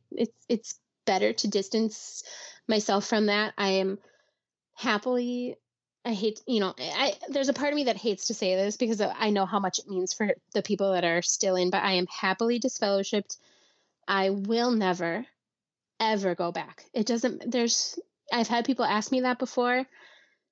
There's no doubt in my mind. There's no way that you can put yourself aside just to please somebody else. So, no, and I'll take whatever comes along with that. So, well, you mean freedom and happiness? Yes, exactly. Yeah. And relationships I've found on this side of things, I have been so lucky to have some amazing people in my life. I have felt more fulfilled and happy on this side of, let's call it on Satan's side of the fence if we want to talk in witness terms. But on this side of everything, I have felt more fulfilled and more happy with the relationships that I have and the people that genuinely love me for who I am, not asking me to change, not asking me to be somebody that I'm not, than I had ever felt inside of the organization. And I spent my entire life growing up inside of that and doing what I was supposed to be doing. But nobody has really ever loved me just unconditionally. I think that is the simplest word that really, that just makes the most sense to me, is that unconditional love. The love that doesn't say, this is what you need to be. This is the religion that you need to be. This is the way you need to be living. I'm not I'm not given any of that with these people in my life right now. And, I'm and loved. can we say that's just love? That's just It's love. not Exactly. unconditional love. It's just love. Yeah, That whole conditional exactly. love thing is called control. It's Right. love versus control. It's not unconditional love and conditional love. It's just love versus Hmm. control. And Jehovah's Exactly. Witnesses are all about control. And if you think about it, w- if you have to be someone you're not, and that's the only way that you're good enough for God to love you, then God is not worth serving. Jehovah, the God that Jehovah's Witnesses worship Hmm. is the definition and epitome of a narcissist. He created you to praise him. He needs your praise constantly. He needs you Hmm. to put aside who you are, to constantly chase whatever he wants from you. And if you don't do it well, he will kill you. Right. That is the definition of a Yep. narcissist. Only narcissists don't typically going around killing people who don't constantly feed their ego. So, Right. the God that they worship and the organization itself is extremely narcissistic. So they can't love because they don't know what love is. Yeah. That they Yep. have no idea Yeah. within their own stories. And you can't have this vengeful, killer, murderous, genocidal God Hmm. and also have this wonderful, loving son who came and died for us because he loves us so much. These two things don't add up. Exactly. and, Exactly. they are a reflection of the God they worship, of Jehovah, Hmm. a very Right. vengeful, very jealous. I mean, he even says, they talk about him being a jealous God, a very Hmm. jealous being that needs you to pump up his ego so he doesn't kill you. Yeah. Why Exactly. would Yep. and the organization of Jehovah's Witnesses reflects that daily in the way they treat people, and it's just a shame because there's so many kind and nice people that are caught up in that organization and in that belief structure that could really be some beautiful, kind human beings that could really help people if they weren't caught up in that. Yeah. Exactly. And that's the thing. I feel like I know that. I mean, I think what I can say as a parent is that I can reason the fact that I love my kids and I would do anything for them. But at this point in my life, I'm also not controlled by fear, in exactly everything that you just talked about. Um, I'd love to, you know, I always will hold out hope that someday the true love inside of my parents for their children is going to shine through.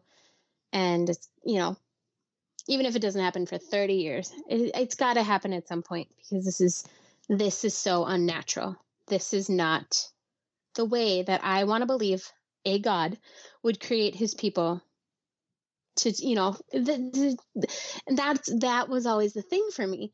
I never understood why we're supposed to believe in this God, or Jehovah, specifically for the Jehovah's Witnesses, why we're supposed to believe in this person that would want us to shun our family. I've always had a huge, that trickled down to when I was a teenager and hiding the fact that I was talking to my siblings, to my siblings. I felt like it wasn't right. I couldn't get behind that. And Jesus never shunned anybody. exactly. Aren't we? I mean, are we not supposed to mimic that life? Are we not supposed to, to live close to that example? I mean, No, you're supposed to pick and choose verses in the Bible to fit a narrative that controls people. right, right. That's what you're Well, supposed to do. yes, but it's the Bible that's been translated by, you know, Yeah, that's what I'm these saying. men. They have Right. picked and chosen, certain things to Yeah. fit what they want the Yeah. narrative to be, so that they can shun people or do whatever it is that they want. Right. Exactly. They cherry pick. Yeah. Yep. Basically. And then, And then we just get to deal with what's left, right? Yeah, it's certainly, I mean, if your religion asks you to dissolve your family, I don't know. I just don't see how you could ever claim that was good and from God. Yeah. Doesn't seem very nice, does it? No, I mean, and I'm sure this goes for everybody, but especially a family like mine. I mean, my siblings are all pretty awesome, and we've all got I'm so grateful that they are all a part of my life. Yeah, And that's great. I just wish that more of that realization of what they're missing out of, because what they're asking us to do is realize what we are missing out of on their lives, and they're asking us to come back. Yeah, and they miss the best of you. Yeah, they don't exactly. get to see the real you, the happy you. My parents never got to, or my dad's dead now, but never got to see the real me, never got to see me happy. They saw the depressed me, they saw the anxious me, they saw the me that hated people and was super judgmental because that's what I was brought up to be. Yeah. They never got to see the kind, sensitive, real me that exists outside of that environment. Yeah. Exactly. And the same thing with you guys. They're not seeing the real you, and they're missing out on the best years that they could have of your lives. Yeah, that's the perfect way to put it too, because when you are living in that situation, you're always trying, I don't care who you are, how spiritual you are, you have to look a certain way, especially in the congregation. You have got people that you need to make sure know you're doing the right things. It doesn't matter what you're feeling inside. It doesn't matter what you're struggling with. But here, as I stand on the outside, I can be just who I am, and I can share those fears, those feelings, those happinesses. I can share everything. I don't have to be afraid of any of that stuff, because I'm not going to be judged for it. I mean, for the most part, most people are good, and we have that side, like you said, that empathetic side, and we're just, we get to live without any of that fear, and you don't have to compartmentalize. Yeah, I would never trade that. I'm not going to trade that. And like I mentioned to you before, there are some times like I said, I've been out for 6 years, and I don't know if, I'm sure other people have experienced this, but there's something inside of me that's always like, kind of nagging a little bit. That's like, what if I'm wrong? I questioned that years ago, probably about 4 years ago. It was really hard for me. I was like, what if I'm wrong? And, but I can say that where I am today, and I would say this to my parents, if Jehovah could look at me in my life and wanted to destroy me because of who I've chosen to love, or who I have not chosen to shun, or whatever, then I'm okay with that. Yep. I don't believe I don't believe in that's going to happen. But if that is what they want to believe, and if they believe that their God is going to do that to me, and I'm a good person, then I'm okay with that. There's nothing I can do about that. I'm just going to keep living my life and loving the people around me.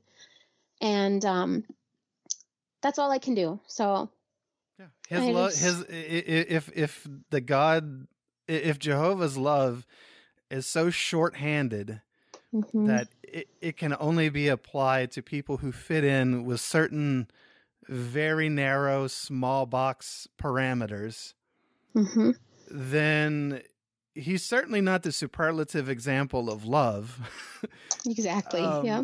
It takes much more love to love people who are different than you, to love people who see things differently than you, and to accept them even regardless of that, because you can see the goodness inside of them despite that. And so if I can do that, then am I more moral than your God? Right. Yeah. Exactly. You need to re-examine some things there, because that's a pretty weak love. That's not, there's no strength in that. Not whatsoever. No. So let's talk about, so you said, you're talking about, we I mentioned how once you leave, you kind of have some of the best years of your life, and your parents are missing out on it. Mm-hmm. So what about you? What do you enjoy about your new life? And is there anything you're looking forward to, or, you want to do or want to pursue? You know, it's so funny because I feel like that's always changing for me. I don't necessarily feel like I have sh- strict, like not a strict, but like I don't have like a clear picture of what that looks like for me. Sure. But what I've always tried to hold to was that my family is important, and my kids are growing, and they're growing very fast. And I've always tried to kind of um, stick around, be present as much as I could for them. But as everybody's getting older, it's been exciting for me to look to the future and figure out now, what can I do for me? What am I going to do for myself? I got my license for like cosmetology. It wasn't right for me. So I'm not actually doing anything with it right now. Yeah, but you But that tried. was it. I did. It was a huge, huge step for me. It was something that I had never experienced before. I mean, when you're a witness, you don't have any aspirations other than to be a pioneer. Like that's kind of your goal, right? Be a pioneer. If you're a sister, or go to Bethel. Those are as far as your goals can really reach, right? Because they don't really encourage outside stuff. So I don't know. I think for myself, I'm just I'm excited to see what where my path's going to go, even though I'm not quite sure of it yet. But all I know, and the most important thing for me, is that my kids feel love, unconditional love, even though we've established that's just love. Um, that we're kind of still battling with control. So I want them to feel as much that I never got. I didn't get to feel like it's okay for me to be what I want to be who I want to be. Can I go to college? My kids they can ask me about that now. Mom, can we go to college? Yes, you can. And you can do whatever you want to do. And I'm going to be there to support you no matter what. And even if that is as far as my, even if it's as far as my goals take me, is making sure that my kids are happy and that they have everything that they want to achieve in this life, then I'm happy to do that, because I never have to worry about having to shun them. I never have to worry about having to judge them. I just have to be their mom. And even if that's as far as my ambitions will take me, I'm okay with that, because I've got some pretty great kids, and who knows? I maybe I'll make something more of myself, but I think the highest thing that you can make of yourself is just being happy.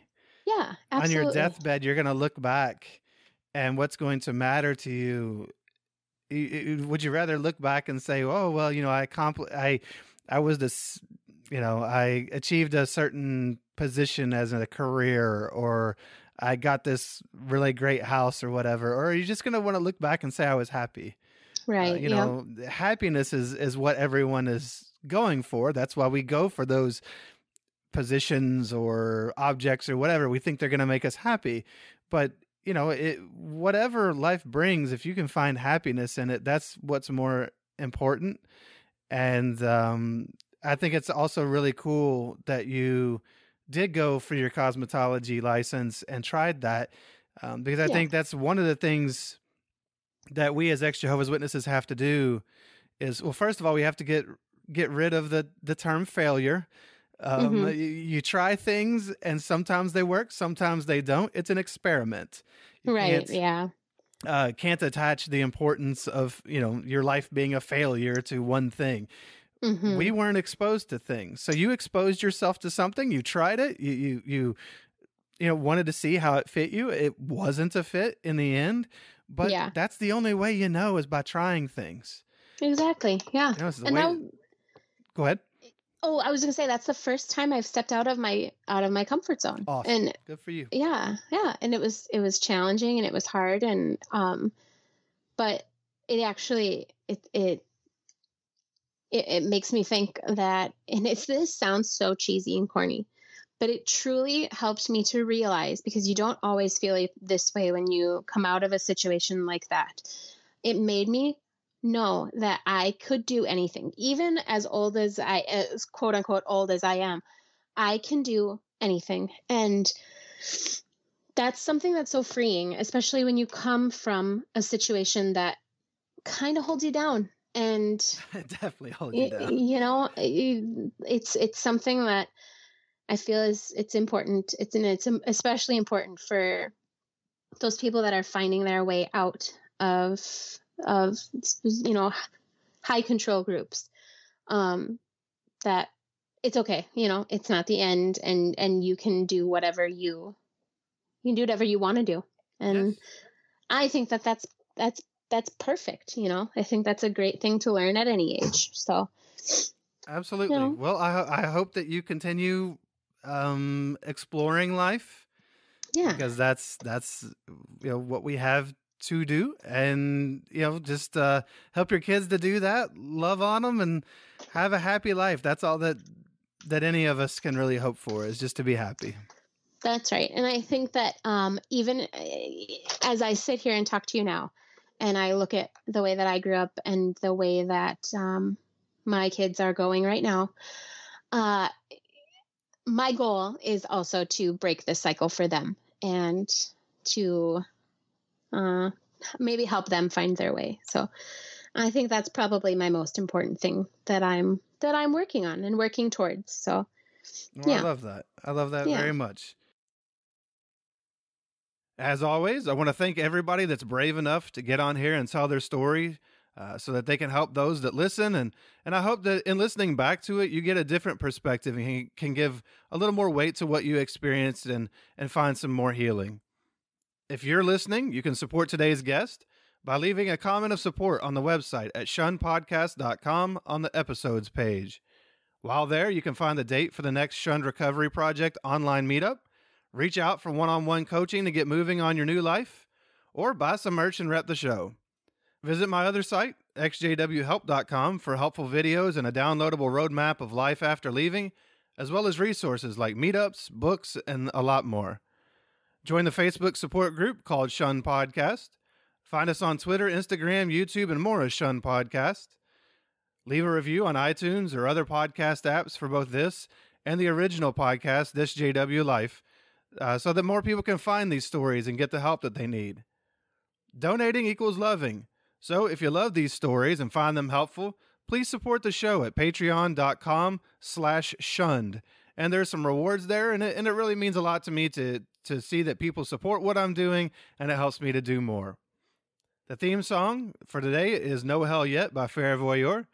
And as I end all episodes, love others, do no harm, and go be happy. We'll curse God.